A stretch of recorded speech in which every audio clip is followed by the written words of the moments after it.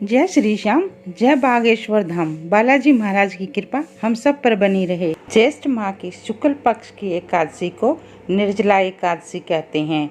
तो निर्जला एकादशी का व्रत कब है, इसको कैसे करना चाहिए, शुभ मुहूर्त क्या है, आज मैं आपको ये सब बताऊंगी। और इसके साथ ही निर्जला एकादशी का व्रत करने से क्या फल प्राप्त होते हैं और कर्जों से मुक्ति के लिए निर्जला एकादशी को कौन सा उपाय करना चाहिए, तो ये सब जानने के लिए वीडियो को आखिर तक जरूर देखिएगा।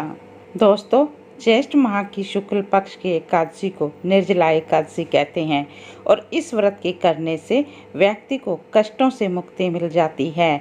साल में 24 एकादशी आती हैं, लेकिन अधिक मास होने पर 26 एकादशी भी हो जाती हैं और सभी एकादशियों में निर्जला एकादशी का महत्व सबसे ज़्यादा बताया गया है। जो व्यक्ति व्रत नहीं कर सकते, किसी भी कारण से भूखे नहीं रह सकते, तो उन व्यक्तियों को यदि निर्जला एकादशी का व्रत कर लेंगे तो उनको साल में पड़ने वाली सभी एकादशियों के पुण्य फल की प्राप्ति हो जाती है और इस व्रत के करने से व्यक्ति को कष्टों से मुक्ति मिल जाती है। जीवन में जो कष्ट आ रही हैं, जो बाधाएं आ रही हैं, वो सब दूर हो जाती हैं और इसके साथ ही जाने अनजाने में जो व्यक्ति से पाप कर्म होते हैं, उन सब से भी उसको मुक्ति मिल जाती है, उन सब से उसको छुटकारा मिल जाता है। और निर्जला एकादशी का व्रत करने से भगवान विष्णु और माता लक्ष्मी प्रसन्न होकर आपको सुखी और संपन्न जीवन जीने का आशीर्वाद देते हैं। तो आइए जान लेते हैं कब है निर्जला एकादशी का व्रत और क्या है इस व्रत को करने की पूजन विधि, इस व्रत को कैसे करना चाहिए और इस दिन कौन से उपाय करने से शीघ्र ही शुभ फलों की प्राप्ति होगी, इस दिन कौन से उपाय करने से कर्जों से मुक्ति मिल सकेगी। तो सबसे पहले ये जान लेते हैं इस एकादशी को निर्जला एकादशी ही क्यों कहते हैं। क्योंकि इस व्रत को करके एक बूंद जल भी ग्रहण करना वर्जित माना गया है, जब तक कि व्रत का पारण मुहूर्त ना हो। इस व्रत में फलिहार लेना भी वर्जित है और खाना खाना भी वर्जित माना गया है। यह व्रत बहुत ही कष्टकारी होता है। निर्जला एकादशी के व्रत में पवित्र नदियों में स्नान करने का विशेष महत्व है और इस व्रत को करके जरूरतमंदों को खाने पीने के पदार्थ और वस्त्र आदि का दान अवश्य करना चाहिए, तभी इस व्रत के पुण्य फलों की प्राप्ति होती है। और इस व्रत को भीम ने भी रखा था। भीम ने अपने गुरु से कहा था कि वो भूखे नहीं रह सकते, कोई व्रत नहीं कर सकते। तब उनके गुरु ने बोला कि तुम ज्येष्ठ माह की एकादशी का व्रत रखो, इस व्रत को करने से पूरे साल की एकादशी का व्रत का पुण्य फलों की प्राप्ति होगी। तो भीम ने इस व्रत को रखा था, इसीलिए इस व्रत को, इस एकादशी को भीमसेनी एकादशी भी कहा जाता है। और इस दिन भगवान विष्णु की उपासना करने से वह बहुत जल्दी प्रसन्न हो जाते हैं।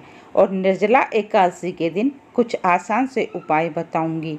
अगर आपने इन उपायों को कर लिया तो भगवान विष्णु के साथ साथ माता लक्ष्मी की भी कृपा प्राप्त होगी। तो आइए अब आपको बताते हैं तुलसी के कुछ आसान से उपाय, जिनको करके आप लाभ प्राप्त कर सकते हैं और माता लक्ष्मी और भगवान विष्णु की कृपा दृष्टि प्राप्त कर सकते हैं। तो निर्जला एकादशी का व्रत करके सबसे पहले सुबह जल्दी उठकर पवित्र नदियों में स्नान करें।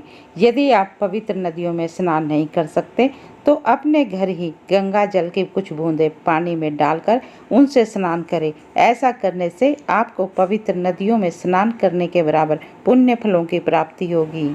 और उसके बाद आपके घर में जो भगवान विष्णु की प्रतिमा है उसको गंगा जल से स्नान कराएं। गंगा जल से उस तस्वीर को शुद्ध करें। उसके बाद एक चौकी लगाएं, उसके ऊपर पीला वस्त्र बिछाएं और भगवान विष्णु और माता लक्ष्मी की प्रतिमा को उस पर स्थापित करें। और फिर भगवान विष्णु को पीले पुष्प, धूप, दीप, नैवेद्य आदि अर्पित करें। शुद्ध घी का दीपक जलाएं और उसके बाद भगवान विष्णु के लिए चरणामृत और पंजीरी का भोग तैयार करें, लेकिन उस भोग में तुलसी के पत्ते जरूर डालें। इसके बाद भगवान विष्णु को भोग लगाएं। ऐसा करने से भगवान विष्णु की विशेष कृपा प्राप्त होगी और साथ ही माता लक्ष्मी भी प्रसन्न होंगी, क्योंकि भगवान विष्णु के भोग में तुलसी दल मिलाना बहुत लाभकारी माना गया है। और इस उपाय के करने से आपके कामों में जो बाधाएं अड़चने आ रही हैं वो सब दूर होने लगेंगी।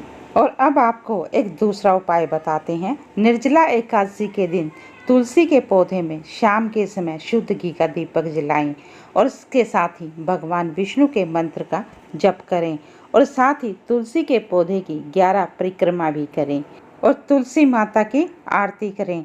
लेकिन इस चीज़ का विशेष ध्यान रखें कि इस दिन तुलसी के पौधे में जल अर्पित नहीं करना चाहिए। इस उपाय के करने से जिन व्यक्तियों के घर में कलह क्लेश का वातावरण बना रहता है, हर समय तनाव की स्थिति रहती है, वह दूर हो जाएगी, वह समाप्त हो जाएगी और उनके घर में सुख शांति और खुशहाली हमेशा के लिए बनी रहेगी, खुशहाली आने लगेगी। और इस उपाय के करने से व्यक्ति को कर्जों से भी मुक्ति मिलती है। तो चलिए अब आपको बताते हैं निर्जला एकादशी का व्रत कब है। तो निर्जला एकादशी का व्रत 30 मई मंगलवार को दोपहर 1:09 से आरंभ हो जाएगा और इसका समापन 31 मई दोपहर 1:47 पर होगा। तो उदय तिथि को मानते हुए निर्जला एकादशी का व्रत 31 मई को ही रखा जाएगा और एकादशी के व्रत का पारण समय 1 जून को सुबह 5:23 से 8:09 तक रहेगा। तो यदि इस समय आप पारण नहीं कर सकते तो 12 बजे से पहले व्रत का पारण अवश्य कर लें, तभी व्रत के पुण्य फलों की प्राप्ति होती है। तो ये थी निर्जला एकादशी से संबंधित संपूर्ण जानकारी। यदि आपको ये जानकारी अच्छी लगे तो वीडियो को लाइक और चैनल को सब्सक्राइब अवश्य कर दें। तो मिलते हैं अगले वीडियो में एक नई जानकारी के साथ।